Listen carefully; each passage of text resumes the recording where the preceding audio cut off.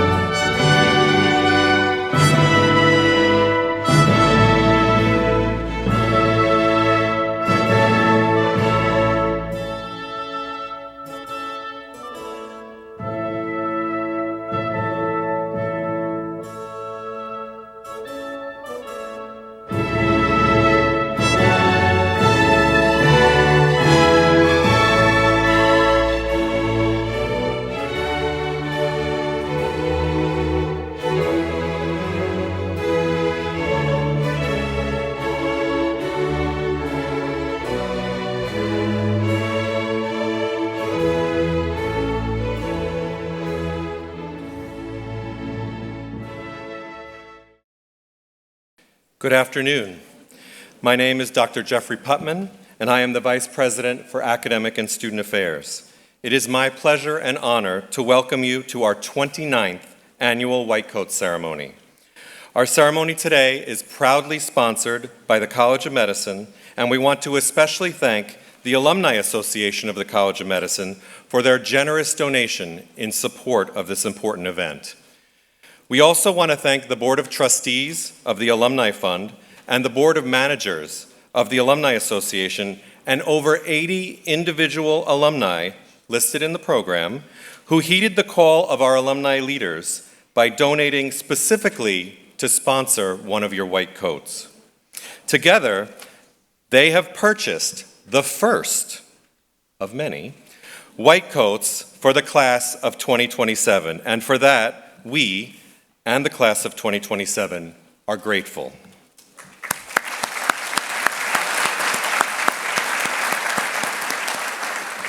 We would also like to thank the Arnold P. Gold Foundation for providing the Humanism in Medicine pin for each of the members of the class, and they will now be proudly wearing on their white coats. The White Coat Ceremony is a relatively recent innovation in the long history of medicine. The late Dr. Arnold Gold, a neurologist on the faculty of Columbia University's College of Physicians and Surgeons, started the White Coat Ceremony tradition in 1994. Dr. Gold thought that an appropriate oath, which represents the humanism of medicine, should be taken at the beginning of medical school as well as at the end during commencement. The White Coat Ceremony serves to welcome students to the practice of healthcare and elevate the value of humanism as the core of healthcare. It provides a powerful emphasis on compassion in combination with scientific excellence. Dr. Gold was concerned that physicians were becoming more enamored with the technological aspects of medicine rather than listening to and caring for the patient, something so many of us in this room have personally experienced. The most important element of the ceremony is the oath that students take in front of their family, school leadership, and their peers, and with their faculty, to acknowledge their central obligation of caring for the patient. In 1995, the Gold Foundation expanded their sponsorship of White Coat ceremonies to 7 medical schools in the United States, including SUNY Downstate's College of Medicine, and we have proudly held this ceremony ever since. The Gold Foundation reports that the White Coat Ceremony takes place at over 99% of schools of medicine in the United States and Canada, as well as at osteopathic schools of medicine and at medical schools in over 19 other countries. We are also proud at Downstate that we helped begin a new tradition by expanding working with the Gold Foundation to expand the white coat ceremony to our College of Nursing, as well as our physician assistant and physical therapy programs.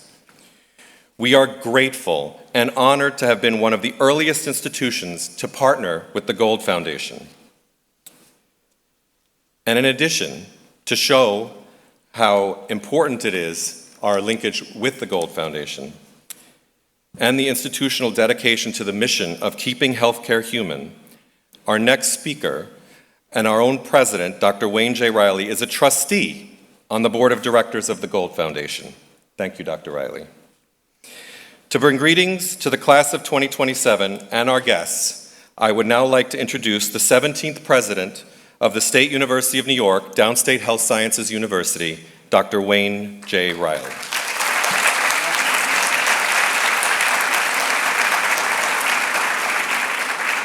Good afternoon, class of 2027. This is the first time I've been able to be in your presence since you've joined us. Welcome to one of the greatest College of Medicines in the country, and that is here at Downstate Health Sciences University.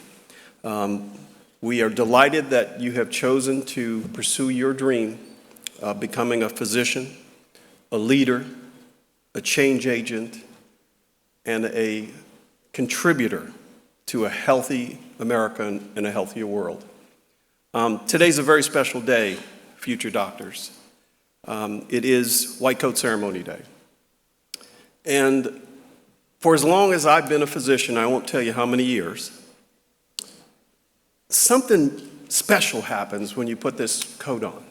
It just happened to me when I put it on in my office to come over here. And we hope that you will feel that specialness. Now, don't misinterpret that, what I'm saying, that it makes you sort of arrogant or privileged or self-centered. No, doctors. It reminds me every time I put it on of the honor and privilege that I have to live my life as a physician. And that's what we want you to feel when you put on that white coat, not only this day, but every day for your professional life. That being a healer, a physician, I've often said, is the second highest calling one can have in life. Ministering to the body. There are those who minister to the spirit, the soul. Those are our priests, our rabbis, our imams, our spiritual leaders. But we have the second highest calling, doctors, and that is to heal the sick and to take care of people at the beginning of life and the end of life. And so that's what this white coat that you will be that will be placed upon you by the assistance of our great faculty should remind you of, both today and in the future. I want to welcome your parents, your grandparents, your cousins, your former roommates from college, former coworkers. They're here to cherish this day with you as well. And as Dr. Putman just said, you're going to take an oath. I will administer an oath at the end that is sort of a collective oath between you as our learner and us as your faculty, that we have a shared responsibility to teach each other, to be accountable to each other as you pursue your dreams of becoming a physician. So again, congratulations on behalf of all of us who are privileged to work, do research, in my case, lead, honor of a lifetime to lead this great institution. Congratulations. And remember that special feeling you'll get every day when you put on that white coat. Thank you.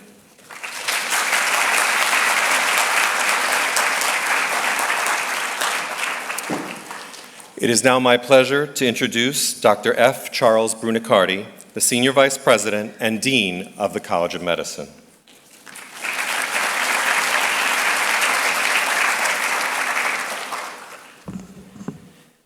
Good afternoon and welcome members of the class of 2027. your families, significant others, or friends, and Downstate administration, faculty, and staff to our 29th White Coat Ceremony. You are all entering our College of Medicine at a time of continuing stress to our healthcare systems. The world has dramatically changed, and the profession that you are starting on now, healthcare, is at the heart of this new landscape. Most importantly, you can look forward to an era of extraordinary and exciting medical discoveries and technological advances.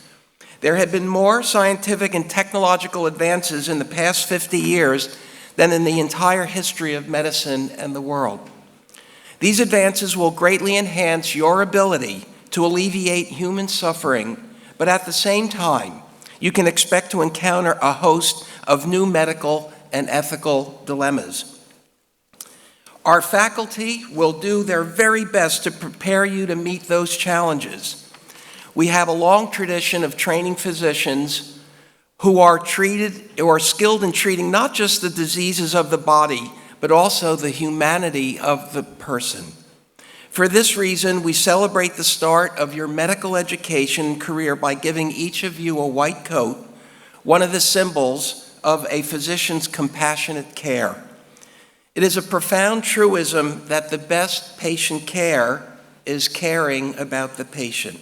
The white coat is also a way for us to welcome you as junior members of our profession. This year, we are honored that our white coat speaker is Dr. David Berger, SUNY Downstate graduate in the class of 1984. Dr. Berger is the Chief Executive Officer of the University Hospital at Downstate and serves as a professor of surgery and of public health.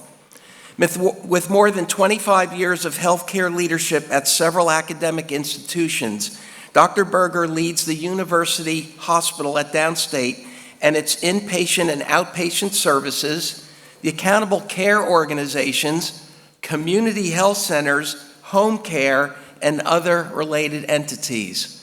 So going from a medical student to being a surgical oncologist to being the CEO of our hospital is just an amazing journey and accomplishment. He provides operational and fiscal oversight for the University Hospital at Downstate and oversees the development and implementation of hospital-wide policies and procedures that promote quality patient care and patient satisfaction for the patients we take care of in Brooklyn. Prior to joining Downstate, Dr. Berger served as the Chief Operating Officer, Interim Chief Medical Officer, and Professor of Surgery at the University of Florida, Health Central Florida. Dr. Berger spent 20 years at the Baylor College of Medicine in Houston, where he rose to the rank of full professor of surgery with tenure.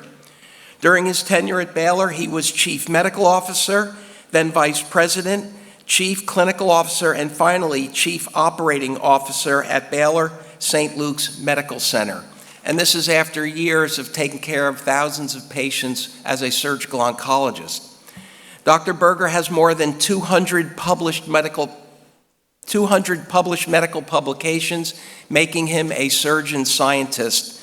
And he's been the recipient of prestigious awards as the President-elect for the Association for Academic Surgery, the President for the Association for Academic Surgery, as well as the President for the VA Surgical Society. A Brooklyn native, Dr. Berger holds a Bachelor of Science in Biochemistry from Harper College at SUNY Binghamton and a Master of Science in Healthcare Management from Harvard University's T.H. Chan School of Public Health.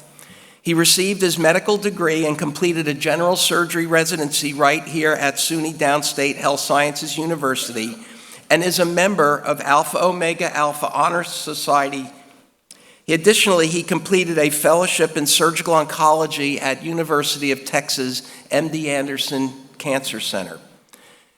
We congratulate you, Dr. Berger, on your outstanding achievements and believe your stellar career and words of advice will inspire our audience, and especially the class of 2027.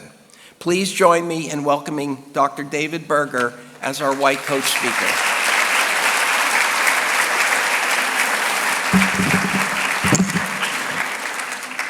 So I just learned when you're invited to speak at auspicious occasion like this, asked to be the first speaker because the other speakers will steal what you're going to say.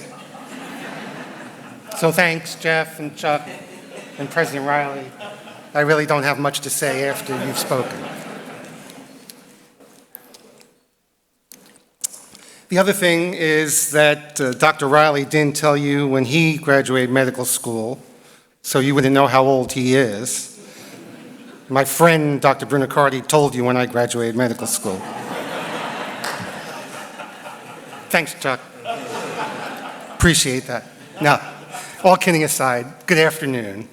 President Riley, Dean Brunacardi, Vice President Putman, Deans of the College of Medicine, chairs, faculty, parents, spouses, significant others, and other members of the support team for the class of 2027, and most importantly, the members of the College of Medicine of class of 2027, I welcome you personally to the 2023 White Coat Ceremony. I would like to congratulate the class of 2027 for reaching this important milestone in your career by quoting Sir William Osler. Dr. Osler was the first physician-in-chief at Johns Hopkins Hospital and the father of modern medicine. He is the one who started bedside teaching rounds. I quote, "Let me congratulate you on the choice of a calling which offers a combination of intellectual and moral interests found in no other profession."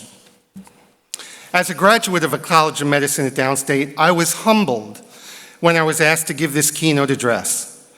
Being invited to speak to you today is one of the biggest honors I have been granted in my entire medical career. I wish my mom was able to travel here today. I know she will replay this ceremony at least 100 times on YouTube.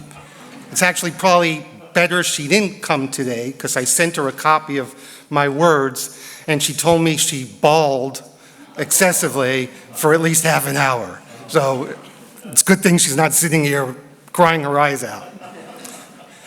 The magnitude of this honor really led me to struggle to decide what to talk to you about today. This is an important day in your careers, and your family and friends are here to share it with you. I wanted to be able to have a profound message, but not be overly serious, as you can probably tell. I wanted to emphasize the importance of the white coat, but not be overbearing. And finally, I wanted to leave you with an important message, but not preach to you. So, I decided to do what some members of the class of 2027 would probably do faced with such a challenging situation, and I went to ChatGPT. So, for those of you in the audience, I see the questioning faces, what the hell is ChatGPT? For those of you in the audience of over the age of 40, I'm a member of that club, please forgive me because you're not going to understand what I'm going to say for the next minute or so. But I'm confident the class will get it. I went to OpenAI and I logged into my ChatGPT account and put in the following prompt. You are an alum of a prestigious College of Medicine in New York City, speaking to a diverse crowd, including non-medical attendees. Please, capital P-L-E-A-S-E, construct an outline for a 12 to 15-minute keynote address for the medical school class of 2027 White Coat Ceremony that is informal in tone and will hold the audience's rapt attention. I hit the enter button, and within 10 seconds, I had a complete outline for this occasion. The problem was that the output was fairly mundane and sounded similar to other keynotes that I looked at on YouTube before I sat down to write this. Additionally, the parts of the outline that were I found most interesting were said, insert here a story about your white coat ceremony. One problem, that when I started medical school in 1980, there was no white coat ceremony. In fact, and you heard from some of our previous speakers, the white coat ceremony did not become part of orientation to medical school until Dr. Arnold Gold introduced the practice at Columbia University School of Medicine in 1993. But using ChatGPT to try to write my talk made me realize the dramatic changes we have seen in society, and specifically medicine, over the past 40 years. When I was a third or fourth year medical student, I don't remember exactly, my mother called me to say my grandmother was being rushed to the emergency room at a leading hospital in New York City with significant chest pain. It was clear when I got to the emergency room from the EKG tracing and speaking to the ER resident that my grandmother was having a massive heart attack. She was in one of the cubicles. She looked like she was resting comfortably. She was being given pain medicine and given oxygen and remained there for about 3 hours as her heart attack progressed. She eventually went into cardiac arrest and passed. If the same thing happened to her today, the paramedics in the ambulance would have called in a code H, meaning heart attack, to a hospital capable of doing cardiac catheterization. A code H would have been called in the hospital. The ED physicians and the ED staff would have prepared the area to receive her, and the cardiac catheterization lab would have been prepared and alerted that a case was potentially coming. My grandmother would have gotten confirmatory tests in the emergency department and would have been whisked to the cath lab within 45 minutes of hitting the door to the emergency room. A cardiac catheterization would have been performed, a clot identified and removed, a stent would have been placed, and within a short period of time, my grandmother would have walked out of the hospital, probably in about 2 to 4 days. During medical school and surgical residency, I learned that an abdominal aortic aneurysm, which is an abnormal dilatation of the main blood vessel that takes blood from the heart to the abdominal organs and the legs, was treated by making a huge incision from here to here. The podium is this tall because Dr. Riley is very tall. All us short people, when we're up here, sort of struggle with this podium. Thanks, Wayne. Anyway, a huge incision would be made in the abdomen. 6 to 8 hours would be spent in the OR putting in a prosthetic graft. There would be significant blood loss, likely transfusion. Following that, there would be a 3 to 4 day stay in an ICU, a total of 7 to 10 days in the hospital, and most likely, the patient would go to a rehab facility. In 2004, my dad was diagnosed with an abdominal aortic aneurysm.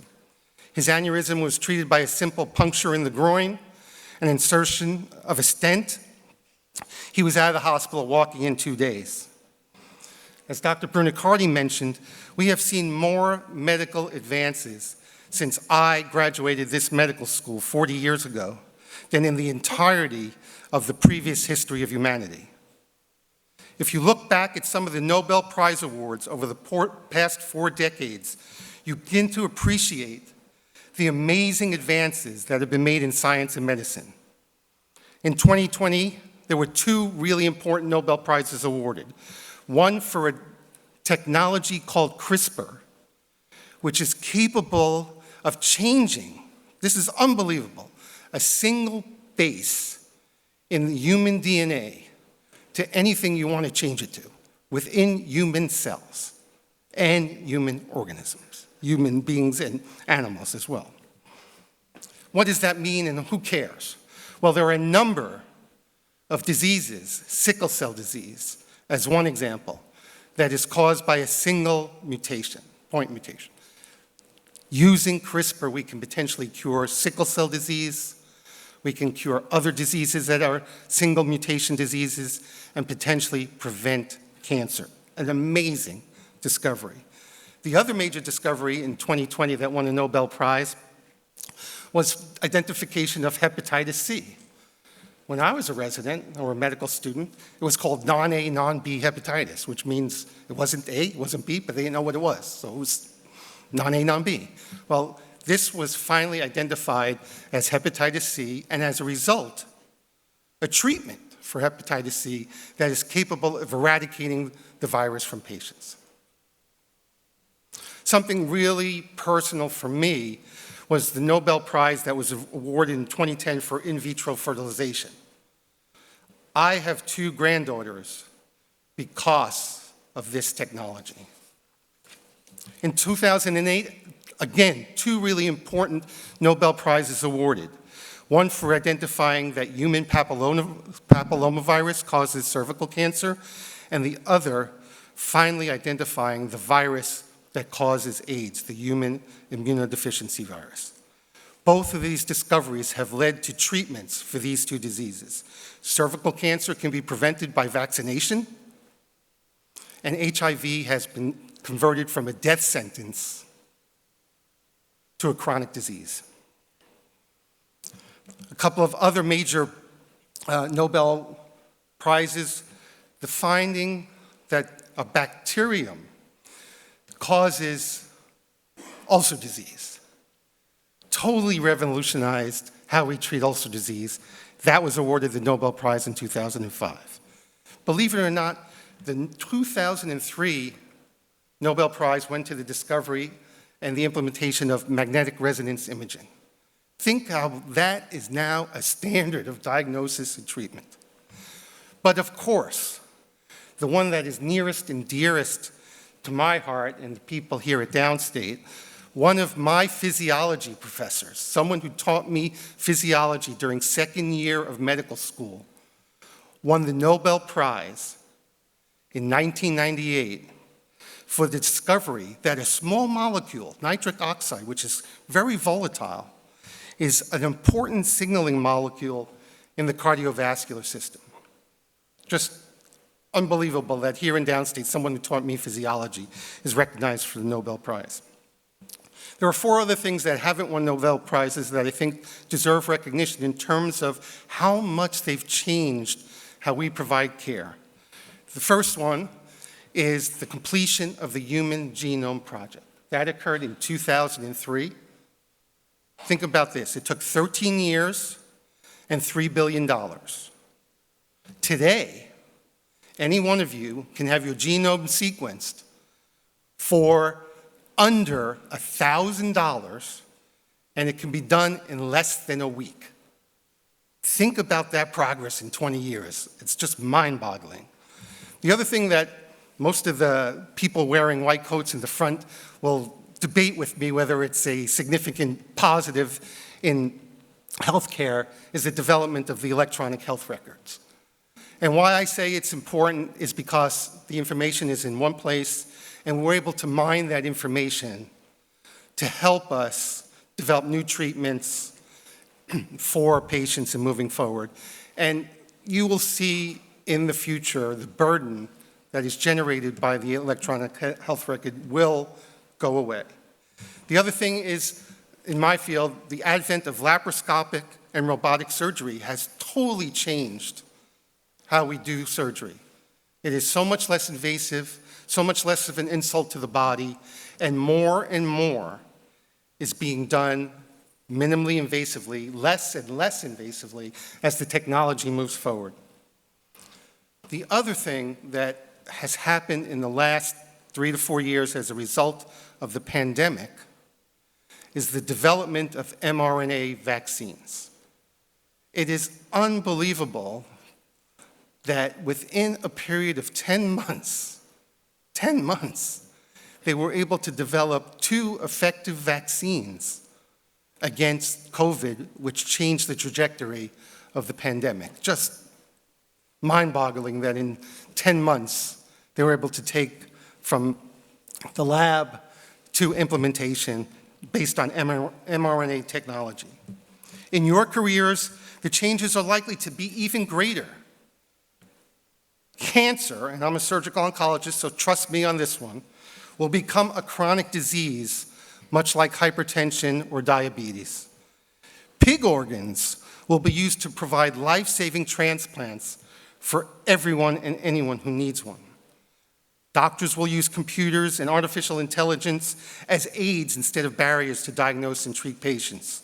Cures for sensory and motor deficits such as blindness, deafness, and paralysis will be commonplace. Obesity will be cured with a simple pill.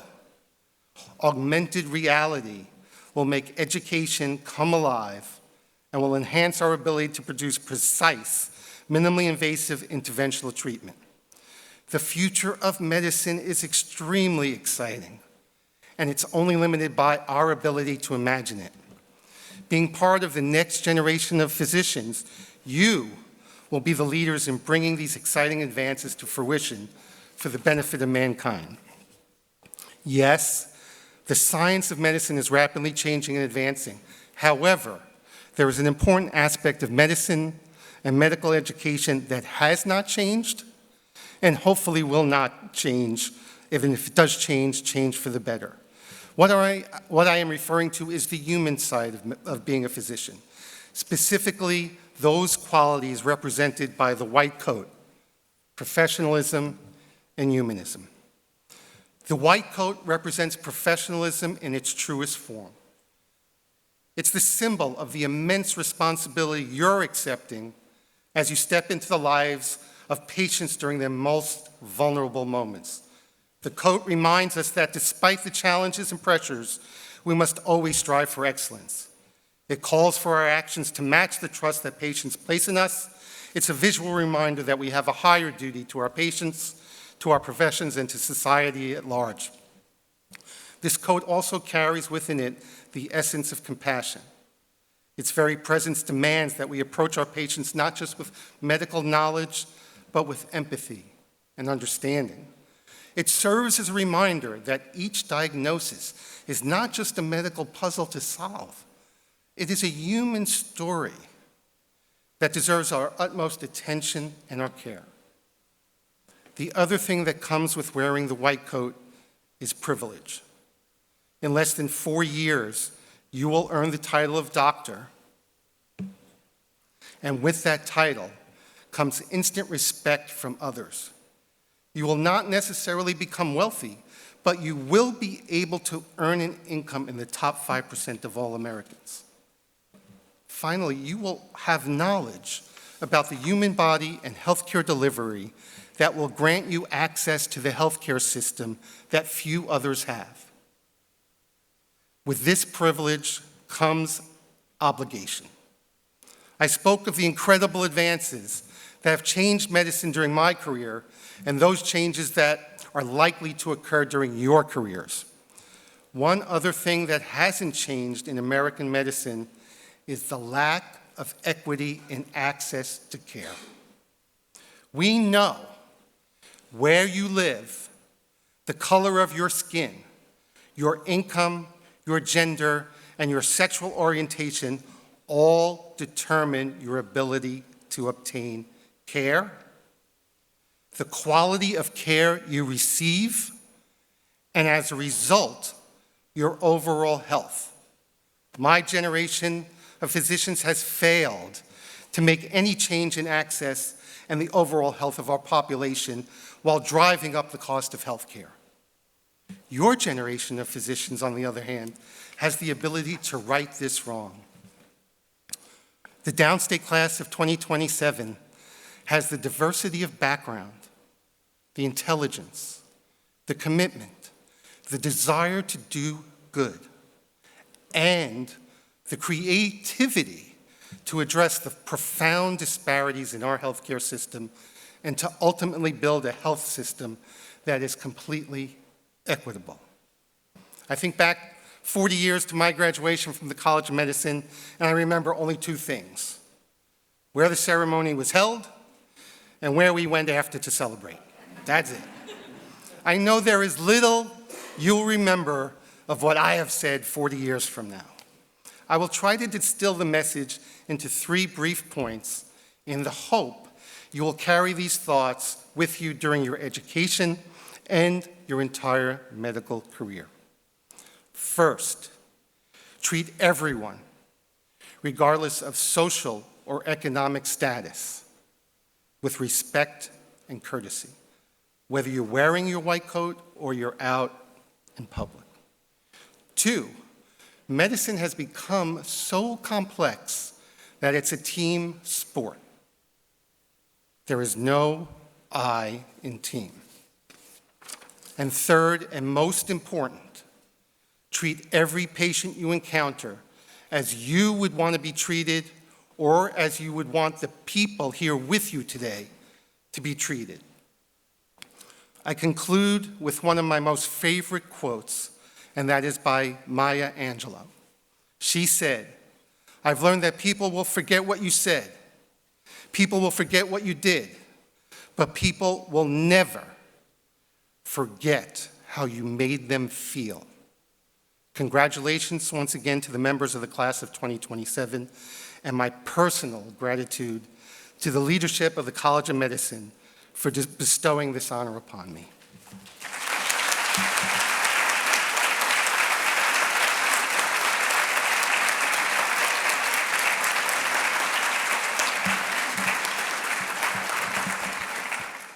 Thank you, Dr. Berger. And now, I am delighted to present to you the class of 2027. Will the following faculty members please come forward and take your places? Dr. Christopher Roman, Interim Chair and Associate Professor, Department of Cell Biology, will be assisted by Dr. Ricardo Bianchi, Associate Dean for Foundations of Medicine, and will read the names of the members of the class of 2027. Dr. Jason Lazar, Vice Dean for Education, Dr. Elka Jacobson-Dickman, Associate Dean for Clinical Medicine, and Dr. Antonia Quinn, Associate Dean for Clinical Skills, will assist with directing students to the stage to obtain their white coats. Dr. Carla Booten-Foster, Associate Dean for Diversity, Education, and Research, and Dr. Panos Kougias, Chair and Associate Professor for the Department of Surgery, will assist us by coding the members of the class of 2027. Students will come forward, be coded, then proceed outside to have a formal picture taken before returning to their seats. Dr. Roman.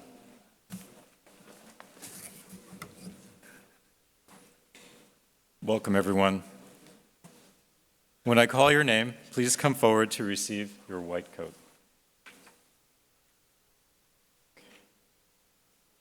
Ethan Abizadeh.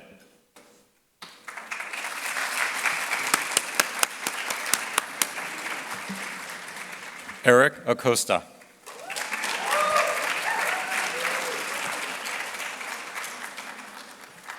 Robert Adler.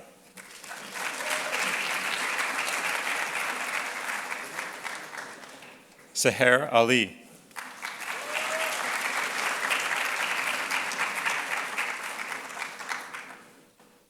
Fatima Alam.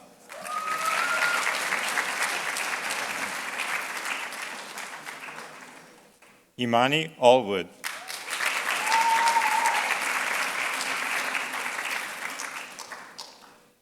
Sharon Awaj.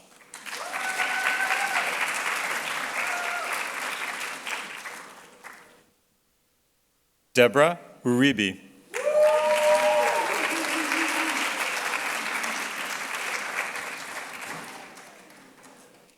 Elnaz Azadi.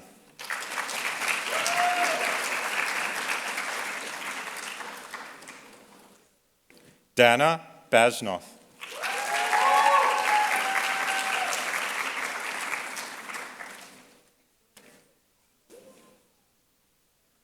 Sasha Balkaran.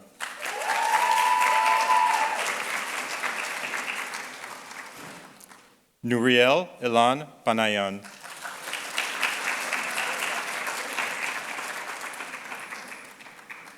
Natalie Bellevue.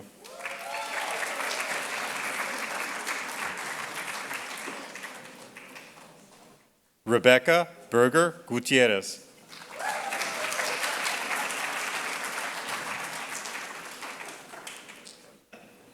Eli Berglass.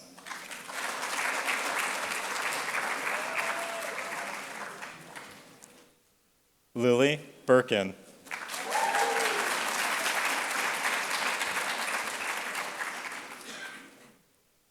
Nina Batia.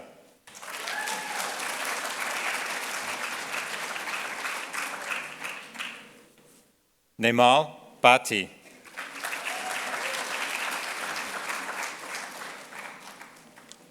Henry Blair.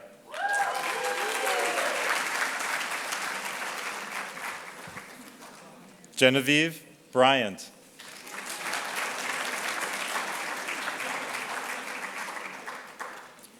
William Hung Carter, Jr.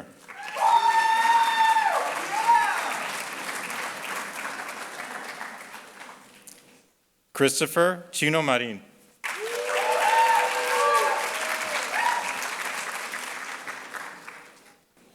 Thomas Christie.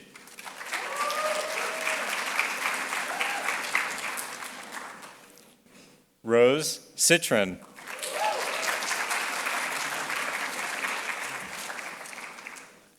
Melissa D'Alessio.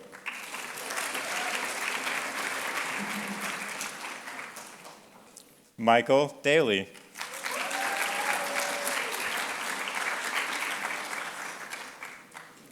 William Dennis.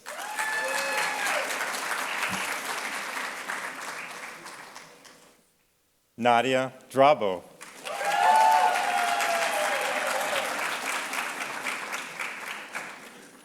Andrew Draheim.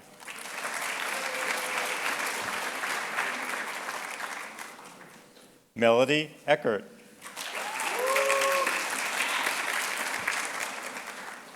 Hassan Eldib.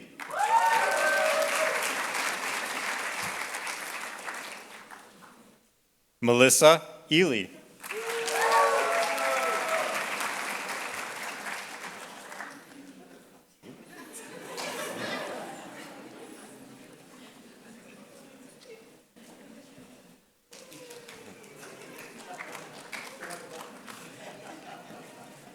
Faith Ann Ferguson.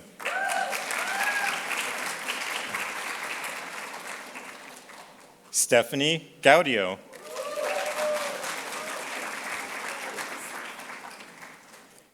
Juliette Gerber.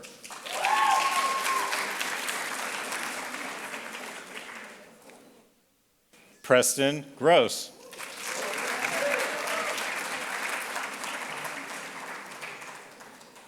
Lauren Ganasti.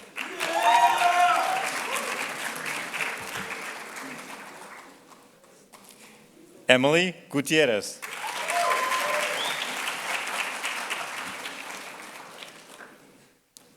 Thomas Heaney.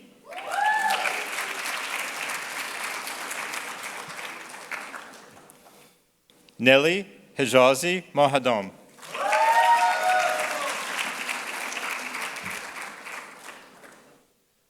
Tasneem Ibrahim.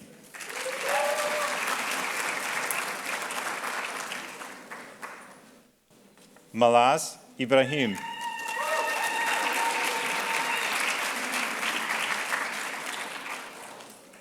Saira Ilyas.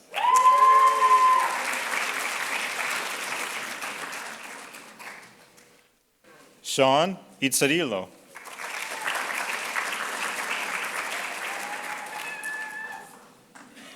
Yelin Jung.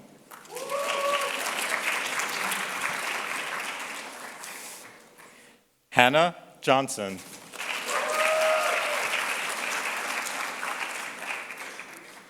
Dan Kamen.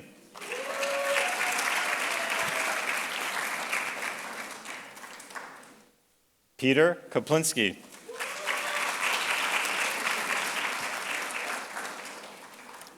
Zoe Lanus.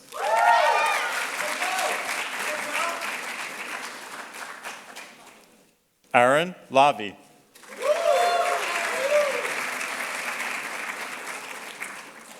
Joshua Lee.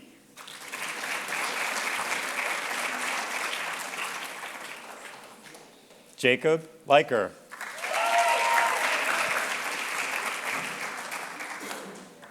Patricia Lees.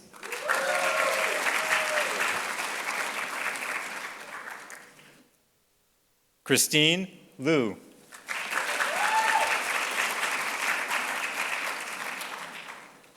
Dana Lubitschik.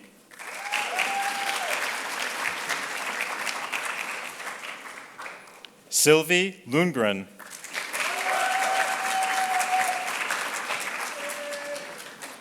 David Monriquet.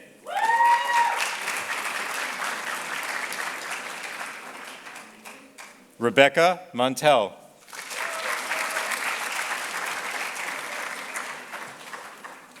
Catherine McKee.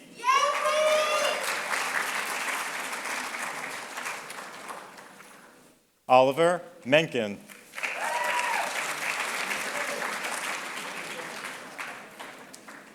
Kara Moore.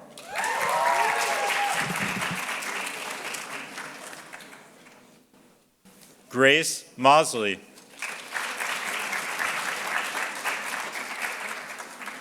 Jessica Murphy.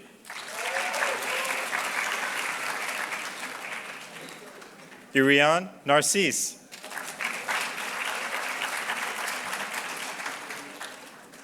Danielle Nicosia.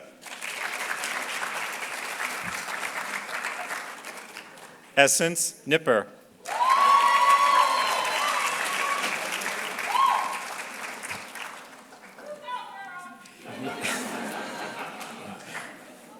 Ijoma Okoronkwo.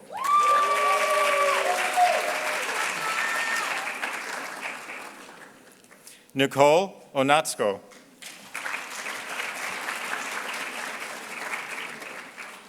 Darwin Pena.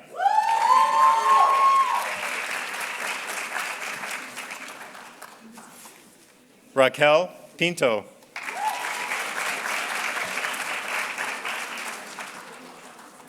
Moses Pagosian.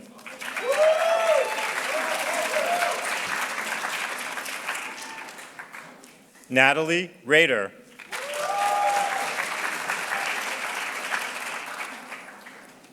Alexander Radu.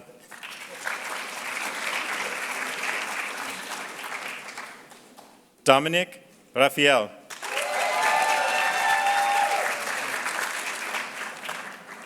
Soham Rawal.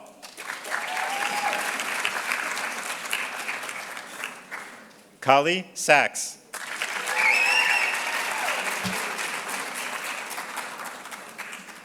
Kevin Santfort.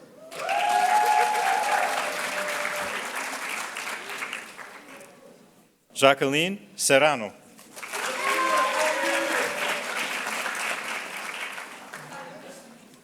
Yusuf Sevinjan.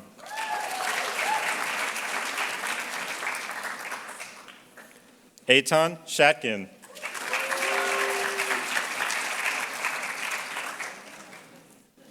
Zachariah Sheeran.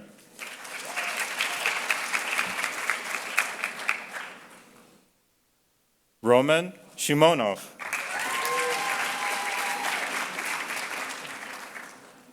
Emily Wenjing Shuai.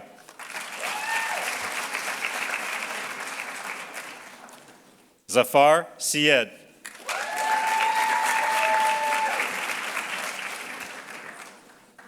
Esme Chan.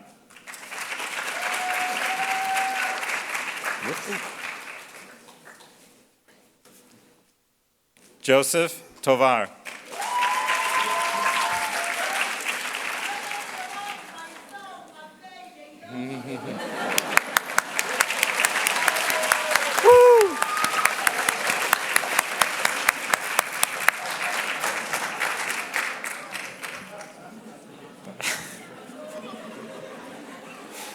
It's hard to follow.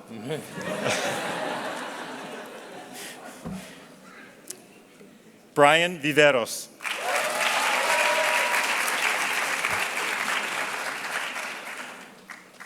Charlotte Walden. Stephen Wong.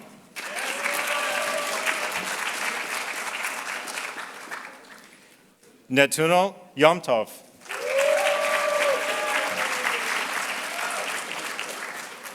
Sarah Youssef.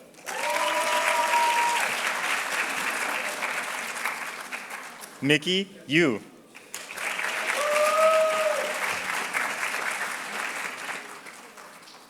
Giorgio Zagain.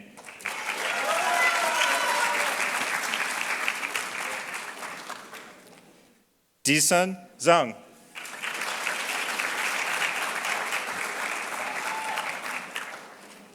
Isaac Inoyatov.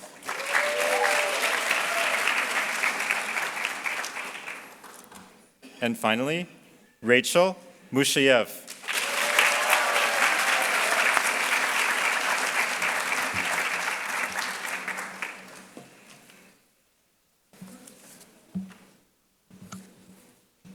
Congratulations, class of 2027.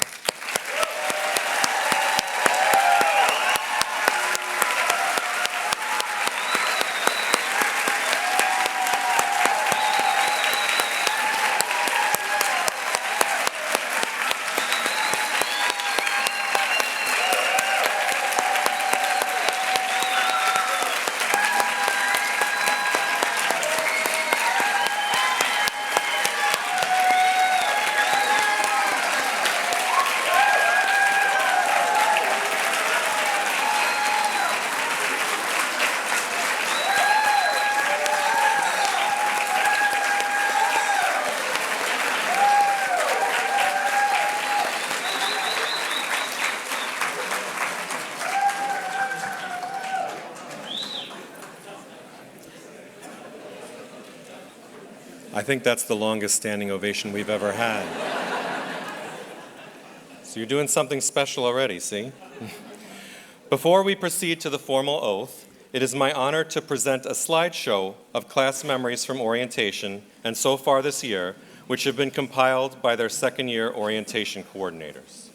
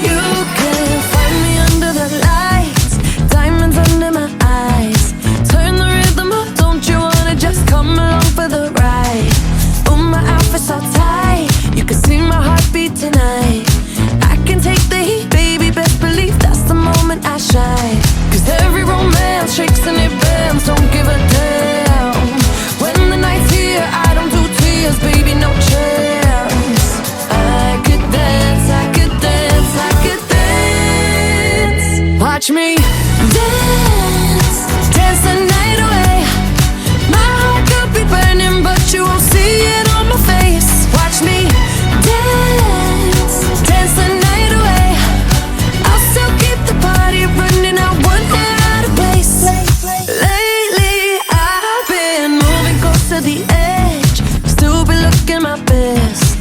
I stay on the beat, you can count on me, I ain't missing no steps. Cause every romance shakes and it bends, don't give a damn. When the night's here, I don't do tears, baby, no chance. I could dance, I could dance, I could dance. Watch me dance, dance the night away. My heart could be burning, but you won't see it on my face. Watch me dance, dance the night away. I'll still keep the party running, I won't get out of place. When my heart breaks, when my world shakes,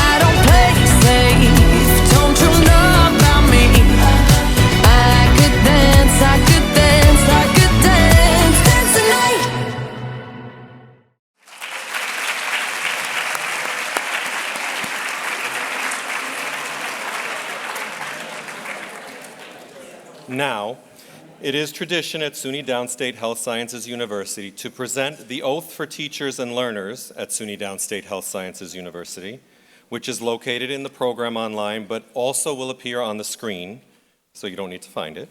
To lead us in the oath, it is my great pleasure to once again introduce the 17th President of SUNY Downstate Health Sciences University, Dr. Wayne J. Riley.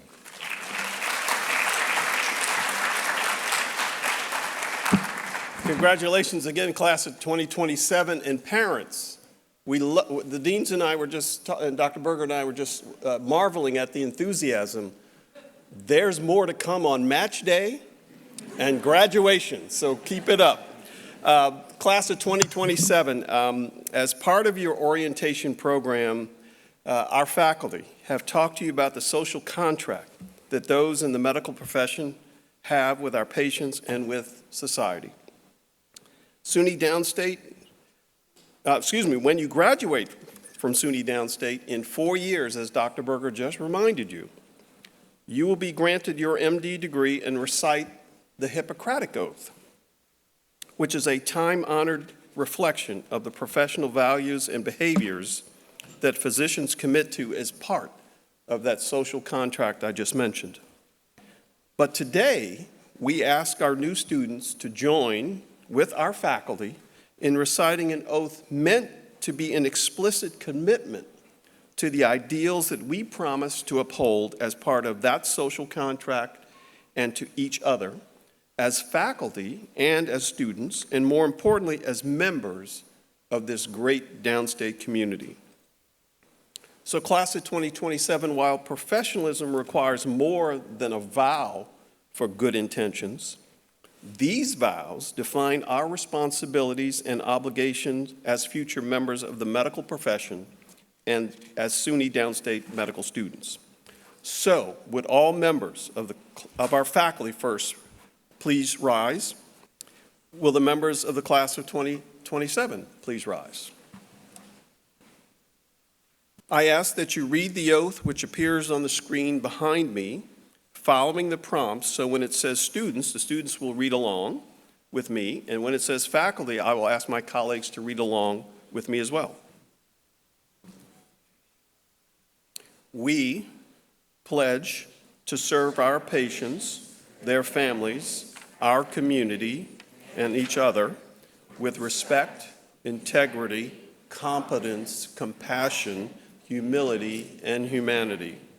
We hold as our ideal the care and treatment of all our patients. From them, we will learn. We hold as our ideal the advancement of knowledge. Through it, disease will be understood, prevented, and cured. We hold as our ideal open-minded collaboration. To this, we are collectively committed. We hold as our ideal critical self-evaluation. Through this, we will grow. We, your faculty, promise to serve as worthy role models as our own teachers have before us. We, students, recognize the expertise and commitment those from whom we learn. We promise to support your personal and professional growth in the clinic, in a laboratory, in the community, and in your own teaching. We promise to pursue responsibility in our calling to patient care, to service, and to research. We promise to maintain an environment where scientific integrity and ethical standards sustain your trust in us. We commit ourselves to the highest standards of academic honesty, scientific integrity, and ethical practice as both students and in our professional lives. We honor and embrace the SUNY Downstate Health Sciences University College of Medicine history of commitment to service to the people of the borough of Brooklyn, the city of New York, our nation, and the global community. We support its rich tradition of teaching and research excellence. We accept the challenges and opportunities those alumni whom we follow. We humbly commit to serve humanity, caring for the sick, promoting good health, and alleviating pain and suffering. We will not permit considerations of race, religion, political affiliation, sexual orientation, gender identity, disability, nationality, or social standing to influence our duty of care. We solemnly pledge our commitment to this oath and our assistance to others who pledge the same. Congratulations, class of 2027.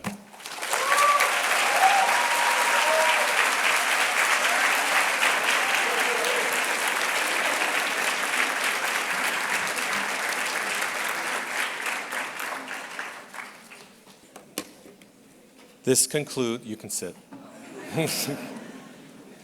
This concludes our 29th annual White Coat Ceremony. Will the members of the audience please remain in their seats while the class of 2027 exits first, and we're going to ask you to take a picture right outside the door, so don't go all the way down, okay? Exits first, followed by the audience. Thank you very much.